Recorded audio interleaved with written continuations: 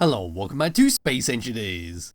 In today's video, we're looking at another small block land vehicle that's once again great for racing around a race course or for general exploration. And it's called the Yurei Safari RS, which is this lovely thing sitting right behind me, and hopefully I pronounced that correctly. You'll see the spelling in just a moment. So this is an unarmed rover that features 2 spare tyres on the back, just in case you do get yourself into a bit of a pickle. And it does have an automatic system thanks to event controllers to automatically recharge up your batteries when you go connected up by the connector you see on the side. So pressing F10, finding its full menu, there's its name up there, but this thing is 273 small blocks using a couple of the DLC packs. We also see its PCU, its mass, its cargo capacity, its hydrogen capacity, then all the way down the bottom we see exactly what this vehicle includes. That's an automatic parking recharge and fill, automatic power restore with the hydrogen engine, parking cameras front and back, and we also have a beacon, antenna or detector, and a gyroscope for rolling the vehicle back over in case you do end up on your roof. Giving this thing a thumbs up, we're going to move around towards the very front, have a quick look around the outside, then we're going to drive around on this modded planet where there will be a link to its description below. It's just a tropical planet, so you've got lots and lots of beaches, few patches of grassy bits and trees, but for the most of it, it's this lovely ice field where there is an alternative version of this planet, at least I remember there being an alternative for this planet, where it does use the water mod instead of ice. No, there is that, and like I said, it'll be included in the description below. Anyway, back over to here. That'll do quite nicely. My character can bugger off just a little bit. Off he goes. And here we are for the very front of the Safari RS.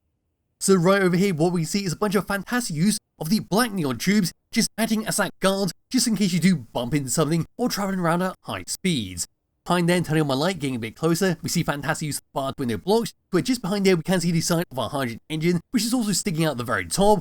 There was some lovely use for some grey steel blocks, some creamy and orange steel blocks to make up the main body of this vehicle. And down to here, here's your auto detector, just right behind those black neon tubes. Up on the left and right hand side, there's your lights to light up the darkness, but they're not enough. All the way up to here, we've got even more on the very top. Onto the side here, past that blaster edge block, taking up our wheel suspensions. This is what we get on the very side of this thing, so as you'll see it get in and actually drive it around. We also have a connector on the side, partially covered up by a barred window once again, and this is how we're going to donk this thing up and recharge it up, as well as have the event controllers do their thing. Along the bottom of the vehicle, where our wheel suspensions are sitting, we've got some battered grey steel blocks. Then moving slightly up to here, a bit closer, we've got some LCD screens, where that's your wing mirror, just displaying a little logo, and in the middle here we see the weather, the hydrogen power usage, and of course your little horizon thingy, and how fast you're travelling. Moving towards the back, there we are, there's a couple of containers right behind there. Then at the very back of this thing, they've got some exhaust blocks being used as actual exhaust this time. There's your reverse camera to actually help reverse this thing up.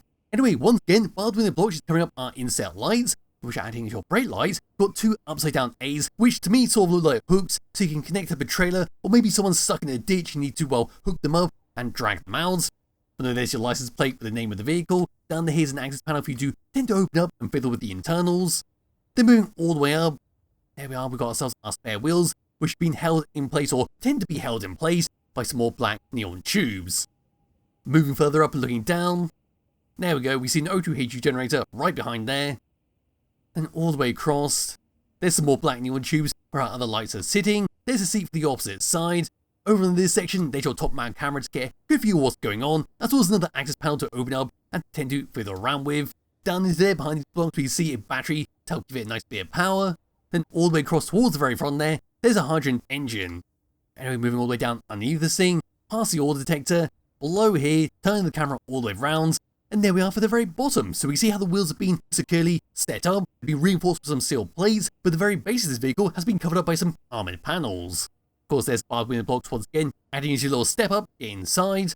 Then towards the back here, where our little exhaust box is sitting, there's your gyroscopes. And with that, that's basically it for the outside of the Safari RS. What it looks like, it looks bloody fantastic how it's been set up. It's very well done with the sheer, well, compact design overall and how it's been crammed inside. Having a full hydrogen system inside this thing, as well as having it all conveyed up and be able to recharge up by that connector, thanks to event controllers, it's jolly good stuff. But no, what I want to do now is grab hold of my character, it's time to drive around on this lovely flat surface. Then we're going to see what this thing can do, as well as what happens when we just go at maximum speed and if it crashes or not. First of all, coming over to this side, bring up the HUD, and well, there we are. And of course, we can drive this thing around, so it doesn't matter what seat you get into. I prefer having this seat as the actual main driving seat. Seems to be what a lot of vehicles tend to go for. No, for the actual controls itself, we've got number 1 for your parking brakes to turn it on and off, so you do not need to press P, just in case that isn't set up correctly. You've got number 2 for your top mount camera so you see exactly where you're going and what's on the horizon. You've got number 3 for your rear camera to help reverse this thing up, and you can see the trails right behind me where I've been driving this thing around. And then we've got number 4 for your flip controls, so if you end up on your roof, you can simply press that, and you'll slowly tip over and hopefully right yourself without dealing too much damage to the overall vehicle. Then you've got number 5 for your O2HU generator on and off, and then number 9 for your connector on each side there to well lock and unlock it. On to tab number 2, that's your lights on and off all the way around this thing, and I will need to make this nighttime to actually be able to see what's going on with that. So here we go, and there should be a nice red ominous glow thanks to the Skybox, which will also be in the description below. No, press number 1, and there we are, we just turn it on and off all the way around. Bring the sunlight back around, all the way around once again. Then you've got number 7 for your antenna on and off, number 8 for your beacon on and off, and then finally number 9 for your ore detector on and off. So if you do not wish to go out and about and scan for ore patches, or do not wish to clutter up your signals, you have the option of turning that off. I'm just going to turn that off anyway because we are surrounded by ice, and that's it for the controls. So undoing the parking brakes and actually driving this thing around, how does it handle? Well, on the sandy surface, as you can see there, we are pretty fast, and we do lean over quite nicely, so we can do a full 360 without this thing ever flipping over. There we are, that's it. Got all wheels firmly on the ground, then go with that, and there we are. Because we can come all the way up to here and do a slight jump. Hopefully I won't damage the front of the vehicle. And no, we'll not. Here we go across the ice. And there's all the smoke being kicked up. No need to have the exhaust blocks on the back there, just drive over some ice, and we create a massive trail right behind you. Anyway, in the first person view, here we are. As you see, we are capping out at about 32 meters per second, which is perfectly reasonable for this type of vehicle. Going any higher than that could lead to some issues, especially on bumpy surfaces, where it might just tear itself apart or just randomly slam itself into the ground. Slamming on the brakes. Does not want to flip over, so that's perfectly fine. Then once again, doing a full 360 from this view. And there we are, because we're on the ice, it's going to take a bit longer than usual. Once again, all wheels are firmly on the ground, which is always jolly good stuff. As for that, that's pretty much it for this vehicle, all it has to offer, what it looks like, what it can do. So it's time to remove the speed limits, and we'll drive it to destruction. And here we go, so I've removed the speed limit, we're driving around here. I had to get myself away from the ice, because we were capping out at about, or I was capping out at about 35 meters per second on there. I did not want to go any higher, but as long as we stick to the sand, as long as we stick to the grass, as you can see the speed limit is slowly going up. But surprisingly, no matter what I do with the way this vehicle has been set up, it's not going to go fast enough to tear itself apart. So there is that. It's actually quite ingenious engineering with this vehicle. I've double checked to make sure there wasn't any kind of sneaky settings preventing it from going any higher. But no, this vehicle just tends to just hover around 40 meters per second with all limits removed.